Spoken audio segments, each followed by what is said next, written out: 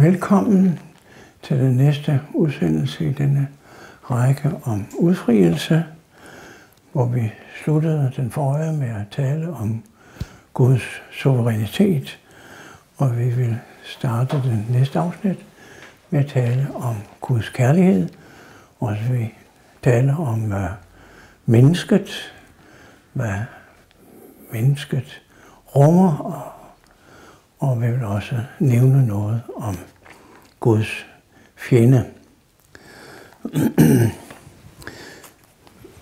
Men først og fremmest vil jeg tale her om Guds kærlighed. Og det er Guds kærlighed til dig, det vil sige, at den er personlig til dig. Det er ikke bare sådan en upersonlig kærlighed, det er en kærlighed, der retter sig direkte mod dig. Og udgangspunktet er naturligvis Johannes 3:16, for således elskede Gud dig, så han gav sin indbårne søn, for at når du tror på ham, så skal du ikke fortabes, men have evigt liv. Og jeg plejer gerne at sige til mennesker, når jeg oplever dem i troen, at det er vigtigt, de sætter deres eget navn ind så mange steder som muligt, for at vide, jamen det er personligt til dig, at Gud har talt. Og du ved intet af betydning, før du har lært Guds kærlighed at kende. Det er jo afgørende. Og det er meget vigtigt, at du stoler på Guds kærlighed. Det er der mange, der har rigtig svært ved. Stoler på, at Gud virkelig elsker dig, sådan som du er. Og det hænger jo nok sammen med, at mange ikke har noget positivt forhold til sig selv. De hader sig selv, de forkaster sig selv, de har det virkelig dårligt med sig selv. Og det er jo netop dig, Gud kommer til gennem Jesus Kristus, for at fortælle dig om den kærlighed, som virkelig kan sætte dig fri. Når du stoler på hans kærlighed, så modtager du hans kærlighed. For uden tillid til Guds kærlighed, så vil din kristne tro være alt for skrøbelig.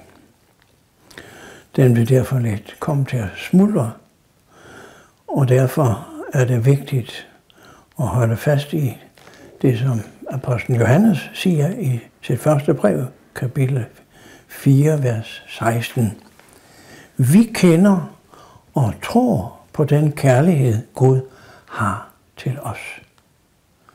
Vi kender og tror på den kærlighed, Gud har til os. Kender du den kærlighed? Tror du på den? Der er et utal af mennesker, som er uvidende om Guds kærlighed. Der er jo milliarder, der aldrig har hørt om, at Gud elsker dem, og at Jesus er død for dem, netop for at vise dem Guds kærlighed.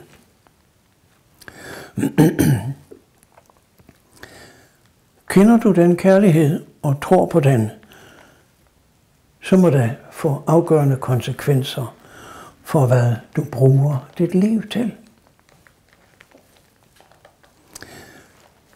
Mange ved noget om Guds kærlighed på det teoretiske plan, men de har ingen erfaring med Guds kærlighed i praksis. Men Guds kærlighed er så at sige livsforvandlende ved at troen på kærligheden, den virkelig griber dig som menneske.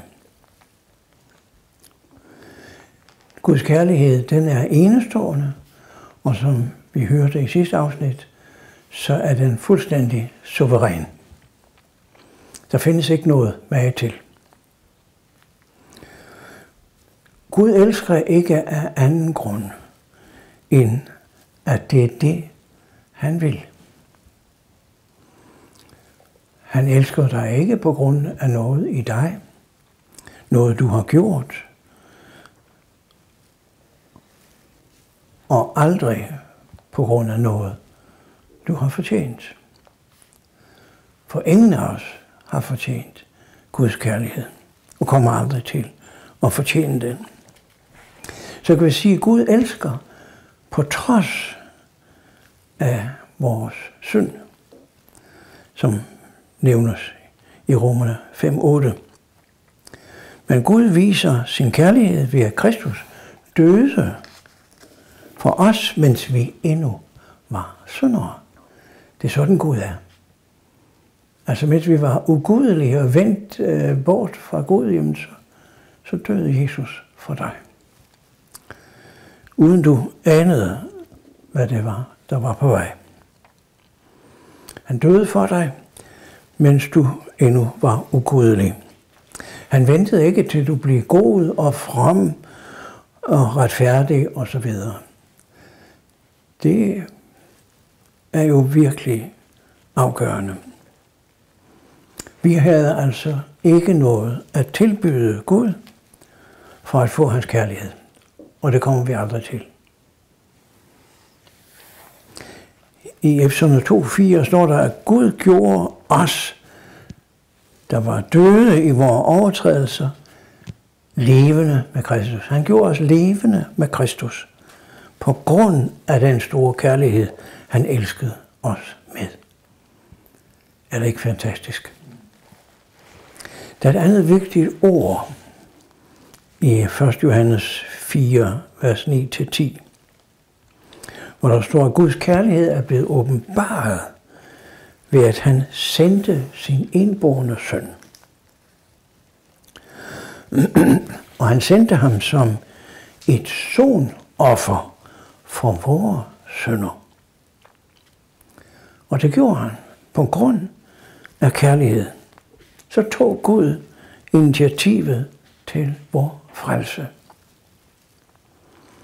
Alle de vigtige ting i vores liv med Kristus er sket på Guds initiativ. Og det har jeg jo lagt mærke til, når jeg har mødt mennesker, som har lært Jesus at kende, at det er jo i virkeligheden Gud, der har været på færd hele tiden, hele deres liv, for at nå dem med hans kærlighed. For bevæggrunden hos Gud er altid kærlighed til dig. Du skal altså ikke forsøge på at gøre Gud tilpas, for at han skal elske dig. Det er der mange, der tror, at de skal please Gud, fordi så vil han elske dem mere. Sådan hænger det ikke sammen. Gud elsker dig, uanset hvad. Alt hvad Gud kræver af dig, det har Jesus allerede opfyldt for dig. Du kommer aldrig til at opfylde det. Jesus har opfyldt det for dig. Og det vil sige, at han både sonede al din synd og opfyldte alle Guds bud. Alle Guds krav til dig har han opfyldt. Og dermed så kan du få helt ufortjent alt, hvad Jesus har vundet til dig. Et andet fantastisk ord, det møder vi i 1. Johannes 4:7. Og det handler igen om det vidunderlige i Guds kærlighed. Der står der, lad os elske hinanden, for kærligheden er af Gud. Enhver, som elsker, er født af Gud og kender Gud. Der tales meget om kærlighed i vores faldne verden. Og det handler mest om følelser. Og jeg har jo tit talt med konfirmander om det der med kærlighed. Og de er oftest blevet meget oprevne over, at jeg siger, at kærligheden har meget lidt med følelserne at gøre. Det har mest med viljen at gøre. Og når vi taler om menneskelig kærlighed, så taler vi ofte om forelskelse og om seksualitet. Men hvad handler ægte kærlighed i virkeligheden først og fremmest om? Det handler om viljen til at tro og gøre det bedste mod den anden. Og derfor så spørger vi jo ikke i vielsesritualet, der spørger vi jo ikke om, føler du, at du elsker? Nej, vi spørger, vil du elske og ære? Altså, det er din vilje, der spørges efter. Hvad vil du? Det kærlighed her handler om det uegennyttige, det uselviske.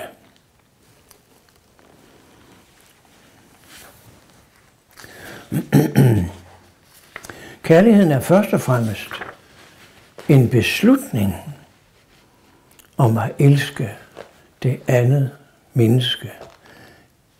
En beslutning om at elske Gud, elske Jesus, uanset hvad vi føler eller ikke føler. Som apostlen siger det, enhver, som elsker, er født af Gud, altså den ægte kærlighed. Det græske ord kender rigtig mange, nemlig agape, eller som det meget ofte udtales, agape, der som regel bruges udelukkende om Guds og om kristnes kærlighed. Og i Bibelen står der, at kærligheden er af Gud. Har du den kærlighed, så ved du, at du er født af Gud, det vil sige, du er født på ny. Eller født ovenfra, som Jesus siger i Johannes evangeliet. Den, der ikke elsker, kender ikke Gud, siger apostlen Johannes. Kender du Gud? Ja, det vil du jo vide, om du elsker Gud. Først når du elsker ham, kender du ham. Hvad indebærer det i praksis? Jamen, tager du tid til ham i din hverdag? Hvor meget tid giver du ham? Hvor meget opmærksomhed giver du ham i din hverdag?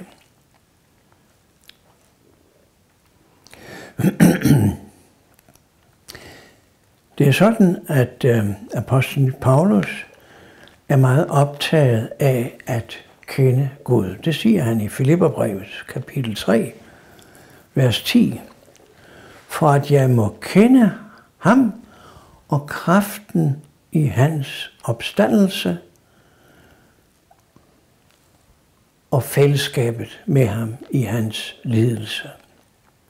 Og kende betyder her at have intimt fællesskab med.